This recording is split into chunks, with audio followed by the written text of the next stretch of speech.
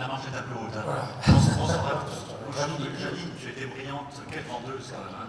Elle a vendu le prix d'objet connecté, c'est remarquable. Alors, à toi de vendre le prix innovation. Oui. Le prix innovation, c'est qu'on essaie de définir ce que c'était. On voulait vraiment trouver une application qui était vraiment nouvelle, innovatrice, créatrice de nouvelles environnements, etc. C'est pas si facile que ça de nos jours à trouver. D'ailleurs, on est parti de loin, on avait 100 candidats, donc c'était un nombre de dossiers considérable. Les élèves nous ont aidés absolument merveilleusement. On est passé à 16, et puis on a 3. Et puis à 3, là, il fallait choisir entre ces 3. On a choisi un. On a choisi un pourquoi? Parce qu'en fait, c'était déjà au niveau du volume, de l'idée, quelque chose qui réussissait véritablement. Je peux donner le nom? Justement, on va peut-être remercier l'équipe des élèves qui étaient menés. C'était François, je te laisse donner les noms des gens. Tu as les noms des élèves qui étaient qui étaient leurs chefs de projet, parce que c'est important. Ils ont vraiment fait un travail considérable comme chaque année. Mais... J'ai le nom des mêmes à me dire quelqu'un que je connais. Donc les 4 élèves sont, j'espère qu'ils sont là, mais j'en sais rien. Vincent Monet, s'ils sont là, ils peuvent faire un petit signe. Ah, ils sont là. Stéphane Maire, Karl Bertoli, Pierre Dubreuil. Et c'était sous la haute autorité de Thomas Houy et Gilles Baquet. Voilà, levez-vous Gilles. Voilà,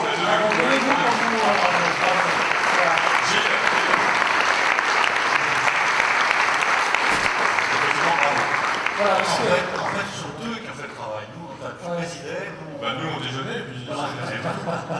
En plus, c'est un peu vrai. On déjeunait, qu'est-ce que je peux dire cela? Eh bien, ce qu'on peut dire, c'est le nom. Et François reste avec nous. Non, je vais expliquer. Vas-y. On a choisi la Russie d'Ivory. On va essayer le lauréat dans une minute. Mais pourquoi on l'a choisi? C'était volontaire. C'est une plateforme qui est extraordinaire, puisqu'elle met vraiment en contact des milliers de personnes. Vous vous rendez compte, il y a déjà, en 2014, nous avions que les chiffres 2014, il y avait déjà 100 000 utilisateurs de la plateforme de la ruche qui dit oui, et il y avait 500 000 commandes. Ce n'est pas des chiffres ils sont déjà très représentatifs. Utilisés par 500 ruches. Imaginez 500 ruches remplies d'abeilles. C'est ça la ruche qui dit oui. C'est une capacité de mettre en relation des agriculteurs, des producteurs avec des consommateurs. Et ça, cette plateforme, déjà très vivante, nous a beaucoup attiré, mais il n'aurait pas eu le prix sans la deuxième raison. Pour nous, qui était plus fondamentale, c'est qu'au fond, cette application qui touche à la vie quotidienne, il s'agit, tout à l'heure j'en parlais avec le lauréat, de commander des cerises, de commander des haricots, je ne sais pas trop quoi, enfin bon. C'était le rapprochement entre la vie quotidienne, toute simple, toute normale, et puis le numérique. Et le numérique c'est bien, mais moi j'ai bien aimé la locution d'Axel Lemaire, mais parfois ça manque un peu de contenu affectif, de concret. Quoi. Et là, il y avait un petit contenu concret, pratique de tous les jours. Hein. Voilà, donc j'ai déjà donné le nom. Voilà, la ruche qui oui, donc on accueille Marc-David Choucroune et François Pelus pour prendre notre petit. Bravo.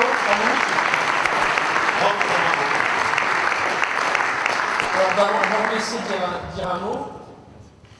Je t'entends. Là, tu veux peut-être poser ta question? Vas-y. Non, on a parlé de l'achat des cerises. Quels sont ceux qui sont déjà allés à la ruche qui dit oui dans l'assistance? Ah, quand même, c'est déjà représentatif. Hein, c'est 2%. Voilà. Alors, pour nous rappeler un peu le principe. Nous rappeler un peu le principe donc, de la ruche qui dit oui. Donc, Christian a dévoilé un peu quelques grands principes, mais voilà. Déjà, une des grandes réussites de la ruche qui dit, c'est d'avoir donné un outil à des entrepreneurs locaux pour leur permettre de créer leur propre circuit d'approvisionnement alimentaire et permettre à une communauté de gérer son approvisionnement alimentaire, de ne plus passer par des intermédiaires traditionnels, des supermarchés, etc. Remplacer les intermédiaires traditionnels par la technologie.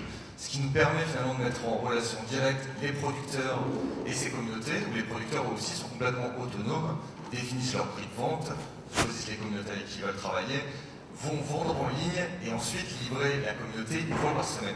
Parce que finalement aussi pour optimiser les flux logistiques, ce qu'on offre aux consommateurs, ce qu'on demande aux consommateurs aussi, c'est de commander 2 jours à l'avance et aux producteurs de ramener uniquement les produits qui ont été vendus, ce qui permet aussi de limiter le gaspillage alimentaire pour les producteurs. Et le business model est assez simple, on a le même depuis le début, le producteur vend en direct et paye ensuite un service qui lui coûte 16% de son prix de vente et qui est divisé en deux, la moitié va au responsable des ruches locales et la moitié va à notre entreprise. Et donc ça permet aux responsables des ruches locales de créer un revenu complémentaire, c'est pas une activité à temps plein, ça lui prend on va dire 10 heures par semaine, de créer un revenu, d'avoir un impact local assez important, de soutenir l'agriculture locale et de proposer à ses voisins des produits uniquement de saison et pas des produits qui viennent de l'autre bout du monde. Donc on soutient l'agriculture, on soutient l'économie et on optimise ça avec la technologie. Ce qui est important pour nous, c'est qu'on s'est d'abord lancé vraiment comme une innovation de service, finalement, avec ce business model, mais que demain, pour réussir, c'est vraiment de l'innovation technologique dont on va avoir besoin. Parce qu'on a besoin d'optimiser chaque partie de la chaîne de valeur. On a besoin surtout d'optimiser beaucoup la logistique, qui est gérée par les producteurs chez nous, et les outils technologiques doivent nous permettre de l'optimiser. Donc aujourd'hui, on est dans une vraie phase de développement et d'investissement, en particulier dans la technologie, pour permettre à ce réseau de mieux fonctionner, toujours à se développer de façon indépendante, etc. François, une question peut-être à notre lauréat. Une question, je ne veux pas en dire sur ta table ronde, mais c'est vrai que nous on a fait le choix il y a, je sais pas, 3-4 mois maintenant, et j'ai envie de nous féliciter parce que tu as fait une magnifique levée de fonds il y a quelques jours, et si tu peux nous dire 2 mots sur la levée de fonds, comment ça s'est passé, avec l'aboutissement de longs mois j'imagine, même si c'est pas la fin de l'histoire de levée de fonds, on est d'accord, hein, c'est très rapide parce qu'on reviendra dessus dans les différentes tables rondes. On a effectivement annoncé une levée de fonds la semaine dernière d'un montant de 8 millions d'euros pour principalement pour développer nos technologies, continuer à se déployer à l'international avec un grand focus sur les premiers marchés qu'on a lancés l'année dernière, Royaume-Uni, Allemagne, Espagne et Italie. Et l'originalité de cette levée de fonds, c'est que c'est une levée de fonds internationale. On voyait tout à l'heure notre secrétaire d'État nous en parler. On a levé avec un fonds américain qui s'appelle Union Square Ventures, qui est un fonds assez important, qui investissent pour la première fois en France, qui ont investi précédemment chez Twitter, chez Kickstarter, sur des grosses plateformes à réussite.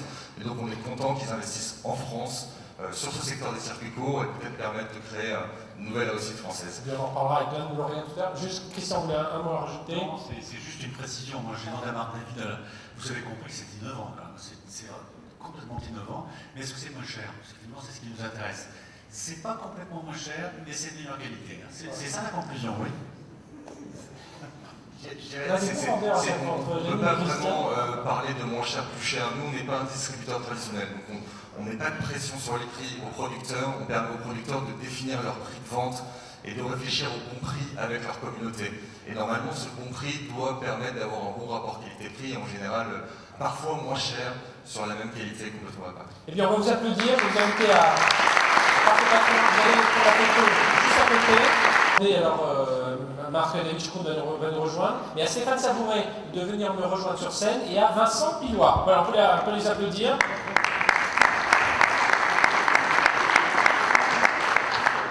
Voilà, on va démarrer, donc ils vont nous rattraper en cours de route. Voilà, je vous laisse un micro. Et le deuxième micro, et puis on va garder la place pour Marc David qui va nous rejoindre. Un mot, Vincent, pourquoi selon toi l'économie collaborative ça marche aujourd'hui? Voilà, Marc David, nous rejoindre. C'est vrai qu'on entend les Uber, les Airbnb, les Blablacar, puis là on a encore 2 autres exemples qui fonctionnent. Alors je pense que ça marche, alors, surtout on en parle beaucoup. Alors c'est vrai qu'on a aussi quelques locomotives qui montrent qu'on est déjà sur des effets de masse. Mais c'est vrai qu'aujourd'hui, on peut dire que l'économie collaborative s'attaque à tous, je dirais, les pans industriels qui sont aujourd'hui touchés par le manque d'efficacité, le gaspillage, la perte de confiance, un certain nombre de sujets aussi comme la difficulté d'accès. Et donc tous ces sujets-là aujourd'hui qui sont des sujets qui concernent beaucoup de personnes, alors, on parle beaucoup de grand public mais également les entreprises, font qu'il y a une multitude d'usages qui sont, je dirais, souhaités par ces clients et qu'aujourd'hui, des entrepreneurs viennent proposer et ils se rendent compte que quand ils proposent leurs services, généralement, le taux de réponse est assez important, assez rapide. Mais je pense qu'en même temps, on est au tout début d'un phénomène. C'est-à-dire que même si on a effectivement quelques locomotives qui nous montrent que ça peut aller très très vite, je pense qu'on est au tout début d'un changement de comportement qui touche aussi en fait à un aspect culturel du consommateur. Je pense que voilà.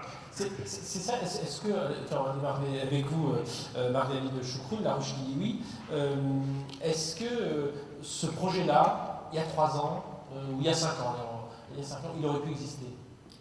Je pense qu'au milieu des années 2000, ça aurait été difficile. Nous, la conception du projet a commencé en 2009, donc c'est quand même il y a un petit bout de temps. On l'a lancé en 2011. Et par exemple, le secteur de l'agriculture est l'un des derniers secteurs à s'être mis au numérique. Donc il fallait déjà que les agriculteurs soient équipés, soient prêts à se connecter et à utiliser un tel service. Je pense qu'on est arrivé pile au bon moment. Plus tôt, ça aurait été trop tôt. Plus tard, il y aura, je pense, d'autres acteurs qui vont se développer dans ce sens-là. Stéphane, sur ce côté. Je dirais un peu la même chose. Nous, on a démarré, l'idée de Moulicar est venue en 2005, quand on a vu les vélos en libre service à Lyon, alors à cette époque-là. L'autopartage, ça n'existait pas du tout à cette époque-là. Et je crois qu'il y a quelque chose qui est essentiel, c'est de trouver la bonne fenêtre sur le marché. Et la fenêtre de l'autopartage, elle s'est déclenchée, elle s'est ouverte il y a quelques années et elle est concrètement en ce moment. Et puis je pense que dans le phénomène de voiture, il y a un phénomène aussi culturel qui est en train de se passer. On devient peut-être dans 2-3 générations, ne plus avoir sa voiture à soi, ce sera assez courant. Alors qu'aujourd'hui, les gens aiment bien quand même avoir leur voiture. Oui, la voiture est un peu un symbole de statut social et elle l'était très fortement, elle est de moins en moins, mais cela dit, ça va vite, parce qu'en 2010, il n'y avait que des études de marché pour soutenir ce qu'on est en train de se dire. Aujourd'hui, vous parlez autour de vous, et notamment dans les générations de nos enfants, la propriété des voitures, c'est pas quelque chose qui paraît très naturel. Donc les évolutions des comportements sont importantes. Vincent, il y a un phénomène de mode, l'économie collaborative, où on en est vraiment, enfin tu le disais à l'instant au début, tu en es persuadé, on n'est pas dans un phénomène de mode, voilà, il y a quelques grands services qui marchent, ceci qui fonctionne. Il y a pour le moment un petit peu d'effet de mode, en tout cas il y a un effet de buzz, mais c'est clair qu'on se rend compte qu'y compris dans les nouvelles générations, il y a une approche différente et une envie différente de consommer. Et donc je pense qu'on se rend compte aussi que c'est assez contagieux, c'est-à-dire que beaucoup d'utilisateurs qui ont pu être des très jeunes, et on disait toujours le covoiturage, chez les étudiants, c'est les jeunes, etc. Quand vous regardez évoluer la moyenne d'âge, par exemple sur Blablacar, ça évolue très très sérieusement vers la quarantaine, la cinquantaine. Moi-même, et je ne sais pas si vous avez fait l'expérience, j'ai testé il n'y a pas longtemps, on n'était que des cinquantenaires dans la voiture. Et c'est assez cool, c'est vrai que ce sont des expériences aussi qui, au-delà du bénéfice qu'ils apportent une façon de consommer nouvelle, je pense, qui intéresse les gens. Je pense que nos deux lauréats ce soir ont aussi, autour de ça, pas mal de choses à dire sur ce que les gens viennent chercher dans ces services, au-delà d'un bon service. Ils viennent aussi chercher une façon de consommer qui est différente. C'est ça, Marc-David Choucron. Alors je pense que le fait de passer par une communauté, ça rassure. Après, les gens cherchent toujours en priorité la qualité du service. Moi, j'ai tendance à dire, on propose effectivement une communauté, mais on n'oblige pas les gens à s'y impliquer. On va avoir 90% des gens qui vont venir comme des clients habituels et 10% qui vont passer du temps avec la communauté, rencontrer les producteurs, etc. Et on se rend compte aussi avec le temps que si on veut pérenniser le projet, on a la nécessité d'apporter toujours plus de services. Parce que le côté buzz du début, ça fait plaisir, etc. Les problèmes qu'on peut se permettre d'avoir au début, avec le temps, on peut en avoir de moins en moins. Et puis autre chose, les acteurs traditionnels aussi qui finissent par se réveiller. On le voit dans l'hôtellerie, le groupe Accor commence à se réveiller par rapport à des bookings, à des Airbnb, mais j'imagine que vous aussi voyez soit des traditionnels qui se réveillent, soit des jeunes, des plus jeunes encore que vous, qui commencent à se réveiller aussi, qui viennent vous chatouiller. C'est effectivement dans notre secteur de l'alimentation, en particulier des circuits courts et de la vente directe, on voit un vrai dynamisme. C'est grâce à nous et grâce à d'autres initiatives, et tant mieux. Alors il y a des gens qui vont faire des projets plus traditionnels dans la vie réelle, des épiceries traditionnelles, et puis des gens qui cherchent à innover avec des systèmes encore plus coopératifs ou des systèmes encore plus innovants ou spécialisés sur une verticale.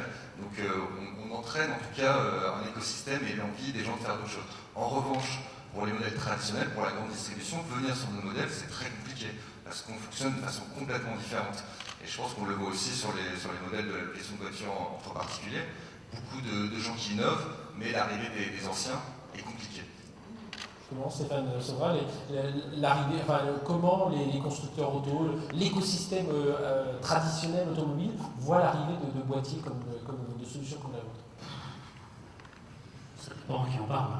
Mais, moi je crois que de façon générale, on sous-estime, et les acteurs traditionnels sous-estiment totalement la révolution qui est en cours dans l'automobile et dans l'économie collaborative. C'est une révolution qui est profonde. Aujourd'hui, on parle, avec l'économie collaborative, on parle du changement des usages, mais demain, toutes les voitures seront connectées, c'est programmé, et après-demain, toutes les voitures seront autonomes, c'est également programmé, ça arrivera un jour. Et ça va bouleverser en profondeur l'écosystème de la mobilité, je dirais probablement dans les mêmes proportions qu'il y a 100 ans ou un peu plus quand l'automobile est arrivée et qu'on a remplacé des chevaux par des automobiles. Mais demain, si vous imaginez que les voitures sont partagées, autonomes, et qu'elles se déplacent uniquement, qu'elles viennent vous chercher uniquement en l'appelant sur un smartphone, vous pouvez imaginer le bouleversement que c'est pour toute l'industrie. Alors nous, ce qu'on constate aujourd'hui, c'est que tous les acteurs de l'écosystème de l'automobile s'intéressent au sujet. Il y en a qui ont pris le train très en avance, c'est le cas de notre partenaire la Maïf, notamment, qui est notre assureur. C'est le cas d'un autre partenaire avec qui on travaille, qui est le groupe La Poste. Il y a d'autres acteurs traditionnels qui sont un peu plus en retard, mais globalement, tout le monde s'y met aujourd'hui. Oui, vous parlez d'ailleurs d'acteurs traditionnels, on n'entend pas parce que j'imagine que les loueurs de voitures, ça y est, ils vont se réveiller aussi sur ce système-là. Enfin, voilà, comment vous voyez évoluer ça, parce que vous pouvez craindre aussi, parce qu'on imagine ces géants de la location automobile, si un jour ils se disent, là, on est en train de se faire attaquer, hop, on lance à notre tour un service. Oui, maintenant, quand on est une start-up, on a une capacité à innover et une agilité que n'ont pas les grands groupes. Sauf quand les grands groupes prennent le train justement et embarquent avec les startups, un peu comme a fait la Maïf avec nous. Maintenant, les loueurs, je ne peux pas vous dire qu'on leur fait très plaisir tous les jours. Et c'est le donné du marché, c'est comme ça. Et certains se rapprochent de nous. Nous, ce qu'on pense, c'est qu'il y a la place des usages qui sont différents selon qu'on est sur de la location traditionnelle ou sur de l'autopartage, et notamment l'autopartage entre particuliers, qui est avant tout un service de proximité. Pourquoi on vient utiliser Coolycar aujourd'hui? C'est pas pour le prix, c'est parce que la voiture elle est en bas de chez soi. Et un loueur traditionnel, il ne sera jamais en bas de tout le monde, en bas de chez tout le monde. C'est un peu le principe qu'on trouve effectivement, c'est ce que dit aussi Frédéric Mazzella autour de Blablacar. Marc-David Chekroun, vous parliez tout à l'heure 8 millions d'euros de levée de fonds. Est-ce qu'on arrive aussi facilement, selon vous, quand on est une entreprise de l'économie collaborative, à instaurer un climat de confiance avec des investisseurs, ou alors est-ce qu'ils regardent ça un petit peu en disant, attendez, ce côté collaboratif, tout ne dépend pas forcément de vous, il faut que la communauté se crée, et puis pourtant, vous avez besoin de ces fonds. Comment on fait? C'est effectivement très difficile, surtout au début. Aujourd'hui, les gens nous regardent parfois en disant vous réussissez, vous levez beaucoup d'argent, etc. C'est pas fait du jour au lendemain. Notre première levée de fonds en 2012, on a cherché à faire un premier tour de table important, je parle après le tour d'amorçage, on a eu beaucoup de mal à convaincre, parce qu'on faisait encore très peu de volume, et effectivement les investisseurs nous disaient mais votre système est basé principalement sur l'humain, comment est-ce qu'on fait pour accélérer l'humain, on ne peut pas mettre un budget publicitaire à dire c'est parti, ça va fonctionner. Effectivement, nous, c'est basé sur la confiance, ça prend plus de temps, il faut l'accepter, mais ça prend plus de temps à se lancer, mais une fois que c'est lancé, ça s'installe en profondeur et ça essaime énormément dans toute la France. Et je pense que c'est aussi pour nous une réussite de La Ruche, c'est qu'on n'est pas un projet qui s'est lancé uniquement sur des grandes villes ou sur une population CSP+, mais c'est un projet qui s'est étendu dans toute la France, qui s'est adapté à son territoire et qui a été vraiment pris en main par les gens. Et ça, c'est aussi la beauté de travailler sur un système qui est pris et qui est réalisé par des entrepreneurs ultra locaux. Vincent, changement de mentalité aussi chez les investisseurs autour de ce type de business model?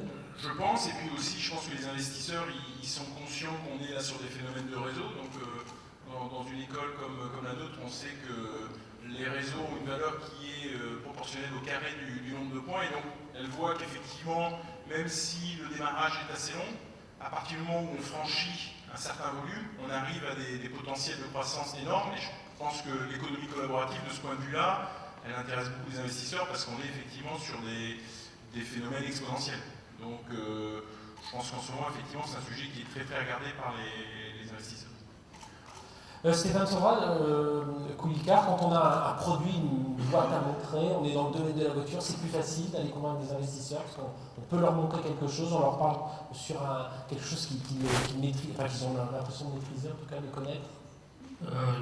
Ça n'a pas été facile de lever des fonds pour nous. Donc non, surtout que, encore une fois, aujourd'hui, ça paraît un peu plus naturel parce qu'on commence à beaucoup en parler. Il n'y a pas une semaine sans qu'on parle de la mobilité en partage aujourd'hui. Mais il y a quelques années, quand on a fait nos premières levées de fonds, l'exercice était très compliqué. L'histoire de Coolycar, c'est qu'au démarrage, c'était une intuition beaucoup plus qu'autre chose, c'était plus une vision que l'on avait. Par la suite, la vision... Vous étiez dans ce domaine, là, vous et vos associés ou... Pas du tout. J'étais un peu dans les transports et je connaissais bien l'électronique et les télécoms, mais je n'étais pas dans le domaine de la voiture. Mais non, la levée de fonds la première levée de fonds n'a pas été simple à organiser. Mais j'ai eu la chance de trouver, on a fait notre première levée de fonds avec notre assureur qui est la Maïf. Et j'ai eu la chance d'être accompagné ici par un acteur qui, dès le début, a dit on partage la même vision que vous, et on a décidé d'accompagner le mouvement plutôt que de le subir. Et je trouve que c'est une démarche particulièrement intelligente, parce que quand on réfléchit bien à ce que peut être la mobilité de demain, on peut imaginer que les assureurs, potentiellement, les voitures assurées demain n'existeraient plus. Si toutes les voitures sont autonomes et qu'elles n'appartiennent plus à des personnes privées, on pourrait aller jusqu'à imaginer que ces voitures-là n'aient plus de propriétaires privés et que donc les clients des assureurs n'existent plus. Donc c'est une transformation, encore une fois, majeure. Vous avez vu comme ça la révolution numérique, voilà, on comprend tous les... Vous savez, il y a un grand monsieur d'une grande boîte américaine que vous reconnaîtrez qui s'exprimait sur le sujet tout récemment. Il a dit quelque chose d'intéressant. Il disait le fait que la voiture ait été inventée avant l'informatique, c'est un bug. Voilà. Et ce monsieur, il fait des voitures autonomes qui circulent en ce moment à San Francisco. Mais ça veut dire à quel point les investissements, à quel point la voiture va devenir un objet informatique, un objet connecté, et risque de perturber l'ensemble de l'écosystème.